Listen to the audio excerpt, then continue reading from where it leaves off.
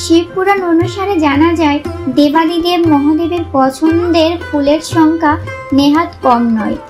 আকান্দ, শেফালি, কুন্দ, মল্লিকা, চাপা, টগর, বজ্রপুষ্প, ধূত্র, পদ্ম ইত্যাদি ফুল রয়েছে ভোলানাথের প্রিয় ফুলের তালিকায়। তবে এসবের মধ্যেও তার সবচেয়ে বেশি প্রিয় হলো পদ্ম। কিন্তু পূজার অর্ঘ্যে যদি কোনো ফুল নাও থাকে, তখন শুধুমাত্র একটি বেলপাতা দিয়ে যদি কোনো ভক্ত তাকে পূজা করেন, তাতেই পরম তুষ্ট হন আশুতোষ শিব।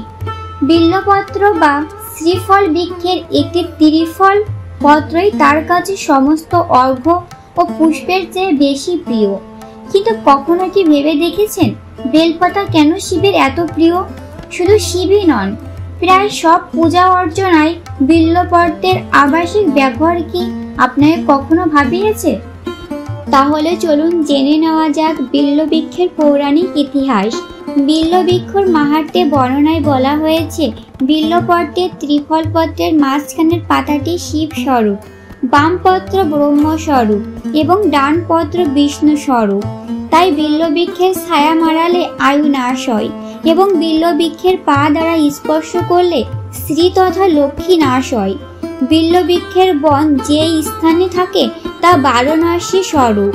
বন্ধুরা, বুঝতেই পারছেন বেলগাছ পাতা ও ফল সনাতন শাস্ত্রে ঠিক কতটা গুরুত্ব বহন করে চলেছে। পুরাণ বলেছে, একবার দেবী পার্বতী এবং তার সখীরা অর্থাৎ জয়া, বিজয়া ও জয়ন্তী প্রমোদ ভ্রমণে বের হওয়ার পরিকল্পনা করলেন। দেবী পার্বতী তার বাহন সিংহযোগে সখীদের নিয়ে গেলেন এক পর্বতে। দীর্ঘ পথ পরিকল্পনার ক্লান্তিতে দেবী মাতার কপালে দেখা দেয় একটি ছেদবিন্দু বা ঘাম। সেই ছেদবিন্দু মাটিতে পড়ার সাথে সাথে তার থেকে একটি ছোট গাছের জন্ম হয়, যার ছিল 3 পাতা। তখন সখীরা পার্বতীকে বললেন, হে দেবী, এই বৃক্ষ তোমারই অংশ, এর একটি নাম প্রদান করাও তোমার কর্তব্য। দেবী পার্বতী তখন ওই গাছের নাম দিলেন বিল্লবৃক্ষ। তারপর তিনি নিজের শরীরের নানান অংশ ওই গাছে স্থাপন করলেন। যেমন গিরিজা রূপে তিনি রইলেন শিকড়ে, কাত্যায়নী নামে ফলে এবং দুর্গা রূপে রইলেন ফুলে। তিনি নিজেই ঘোষণা করলেন, মহাদেবকে এই গাছের পাতা আর ফুল দিয়ে পূজা করলে তিনি সবচেয়ে বেশি সন্তুষ্ট হবেন। দেবী পার্বতী নিজের এই গাছের অধিষ্ঠান করেছেন। তাই এই গাছের পাতা বা ফুল মহাদেবকে দেওয়া মানেই আসলেই পার্বতীকেই মহাদেবের কাছে অর্পণ করা। সেখান থেকেই বেলপাতার ব্যবহার শুরু হলো শিবের পূজায়। তবে এই কাহিনীটি শেষ নয়। বেলগাছের জন্ম সম্পর্কিত সবচেয়ে প্রচলিত কাহিনী বর্ণিত হয়েছে শিবপুরাণে। সেই কাহিনী জানার আগে চলুন জেনে নিই বেলগাছের জন্ম সম্পর্কে এমন কিছু তথ্য যা আপনারা অনেকেই জানেন না। বৈদিক শাস্ত্র মতে বেলপাতার 3টি পাতা একত্রে থাকলে তাকে একটি বেলপাতা বলা হয়। এই 3টি বেলপাতা একত্রে ব্রহ্মা, বিষ্ণু, মহেশ্বরের প্রতীক। অন্যদিকে বিল্লবৃক্ষের ত্রিফল পত্রকে নিরাকার পরম ব্রহ্মের ত্রিনয়ন হিসেবে বিবেচিত হয়। বলা হয় বিল্লবৃক্ষের 3টি পাতা যথাক্রমে পূজা, স্তুত এবং জ্ঞান। এছাড়া বেলগাছের কাণ্ড বা শাখা যথাক্রমে সৃষ্টি, স্থিতি ও লয়কে উপস্থাপন করে। আপনারা অনেকেই জানেন আমাদের শাস্ত্রে 3 সংখ্যার গুরুত্ব অর্থাধিক। আমাদের গুণ 3টি, তথা শত, রাজ আর তম। আমাদের পরম আরাধ্য 3 জন, তথা ব্রহ্মা, বিষ্ণু আর মহেশ্বর। আমাদের 3টি লোক, তথা স্বর্গ, মর্ত আর পাতাল। বলা হয় বেলপাতার এই 3কেই বোঝায় একই অঙ্গে। তাই মহাদেবকে বেলপাতা অর্পণ মানে নিজের 3 গুণ, 3 লোক, সব দেবতা এবং সব কিছুই তাকে নিবেদন করা। একটি বেলপাতা তাই নিজেকে সার্বিকভাবে সমবর্ণ নির্দেশ করে। পুরাণ অনুযায়ী সমুদ্র মন্থনের সময় যখন হলাহল নামক ভয়ানক বিষ উত্থিত হয়, তখন দেবাদিদেব মহাদেব বিশ্বব্রহ্মাণ্ডকে রক্ষা করার জন্য সেই বিষ পান করেছিলেন। সেই বিধ্বংসী গরল পান করার পর বিষের প্রভাবে তার কণ্ঠ নীল বর্ণ ধারণ করেন। এই কারণে শিবের আরেক নাম নীলকণ্ঠ। অন্যদিকে বিষের প্রভাবে গরম হয়ে উঠতে থাকা দেবাদিদেবের শরীর। তখন দেবতারা তার মাথায় গঙ্গা জল ঢালতে শুরু করেন। ঠিক সেই সময় তার শরীরকে ঠান্ডা রাখতে বেলপাতাও দেওয়া হয়। পরবর্তীতে বৈজ্ঞানিক গবেষণায় দেখা গেছে বেলপাতা রেডিও প্রোটেক্টিভ, অর্থাৎ তেজস্ক্রিয়তা থেকে বেশ কিছুটা বাঁচাতে পারে বেলপাতা।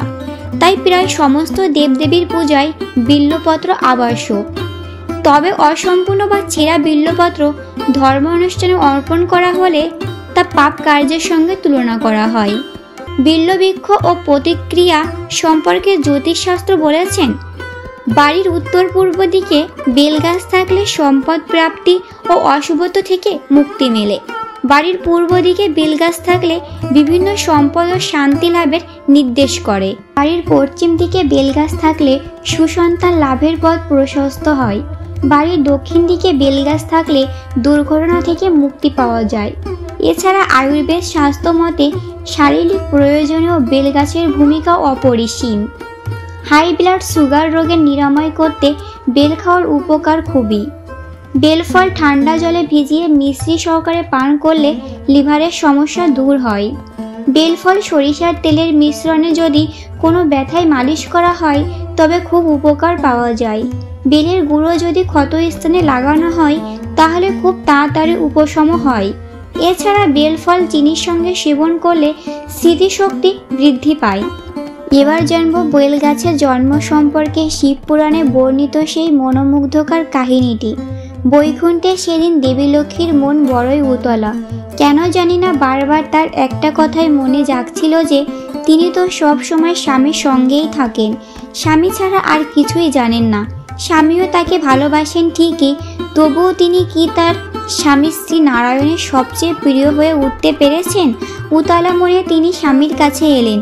অন্তঃসজ্জায় শায়িত বিষ্ণু পায়ের কাছটিতে বসে পদসেবা করতে শুরু করলেন। পায়ে স্পর্শ পেয়ে বিষ্ণুর চোখ খুললেন। তার চোখ পড়ল দেবী লক্ষ্মীর চিন্তাচ্ছন্ন মুখের দিকে। তখন তিনি জিজ্ঞাসা করলেন, হে দেবী, কিসের চিন্তায় তুমি কষ্ট পাচ্ছ? আমায় খুলে বলো। সামান্য দ্বিধায় একটু ইতস্ত হয়ে দেবী লক্ষ্মী বললেন, হে স্বামী, আমি জানি আপনি আমায় খুবই ভালোবাসেন, কিন্তু আজ কেন জানি না আমার মন উচটন হয়েছে। কেবলই মনে হচ্ছে আর সকলের চেয়ে সব কিছুর উপরে আমি কি আপনার সবচেয়ে প্রিয় হতে পেরেছি? লক্ষ্মীর কথা শুনে জগৎপতি শ্রী বিষ্ণুর ঠোঁটে ফুটে উঠল সেই পরিচিতি স্মৃতিমধুর হাসি। মানুষের কাছে তার প্রাণ যেমন প্রিয়, আমার কাছে তুমি ঠিক ততটাই প্রিয় হে দেবী লক্ষ্মী।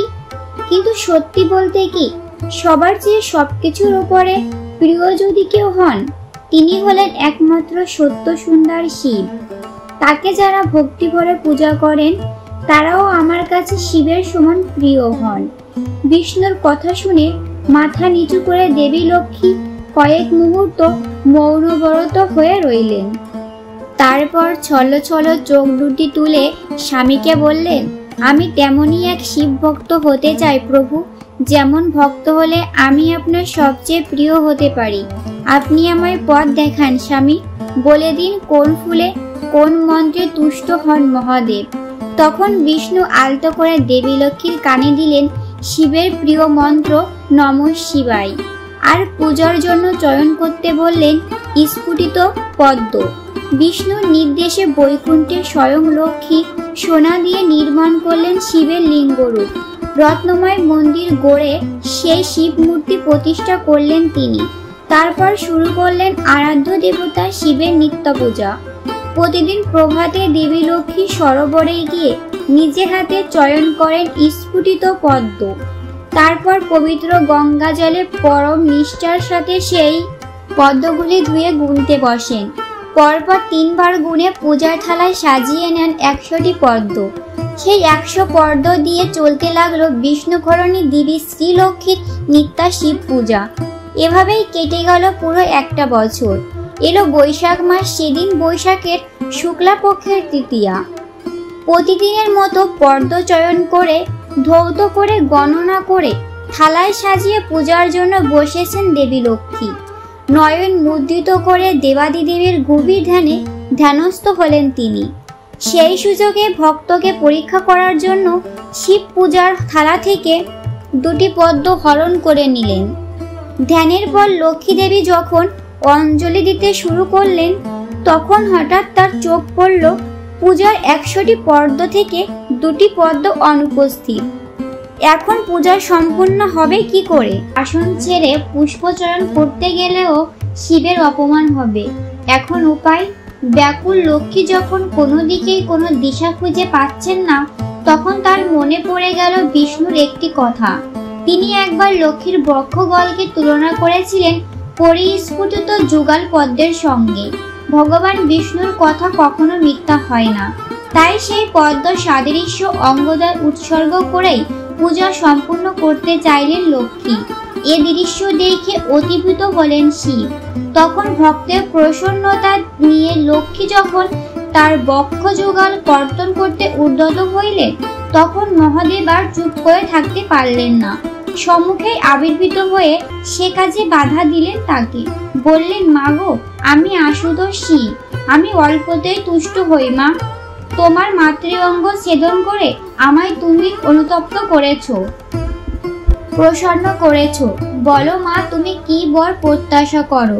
লক্ষ্মী শিবকে বললেন, হে ভগবান, দিতে হলে আমায় এই বর দিন যাতে আমি আমার স্বামীর সবচেয়ে প্রিয় হতে পারি। শিব তখন মৃদু হেসে বললেন, তাই হবে মা। তবে তোমার বলিদানের কথা কেউ কোনোদিন ভুলতে পারবে না, কারণ তোমার এই অঙ্গ থেকে ধরায় জন্ম হবে বেল নামক বৃক্ষের। তার পত্র হবে আমার ত্রিনয়ন, তার ফলের স্বাদ হবে তোমার বক্ষ সুধার অনুরূপ। হে দেবী লক্ষ্মী, তোমার আরেক নাম শ্রী, তাই এই বৃক্ষেরও নাম হবে শ্রী। ফলের নাম হবে শ্রীফল, আর তার পত্রকে বলা হবে শ্রীপত্র। যতদিন ধরায় চন্দ্র সূর্য থাকবে, এই বক্ষ ততদিন থাকবে। এর পত্রের পূজা পেয়ে আমি হব পরম তুষ্ট। শিবের অনুগ্রহে সেই বৈশাখী তৃতীয়া তিথিতে পত্রপুষ্প ও ফলসহ বেলবৃক্ষের জন্ম হলো মর্তে। এবার নিশ্চয় বুঝতে পেরেছেন বেলপাতা কেন দেবাদিদেবের এত প্রিয়। আসুন আমরাও বেল গাছ, পাতা ও ফলের সমাদর করি। এই ভিডিওটি যদি ভালো লেগে থাকে একটি লাইক করবেন আর কমেন্টে লিখুন হর হর মহাদেব। চ্যানেলে নতুন হয়ে থাকলে চ্যানেলটি সাবস্ক্রাইব করে আমাদের পাশে থাকবেন।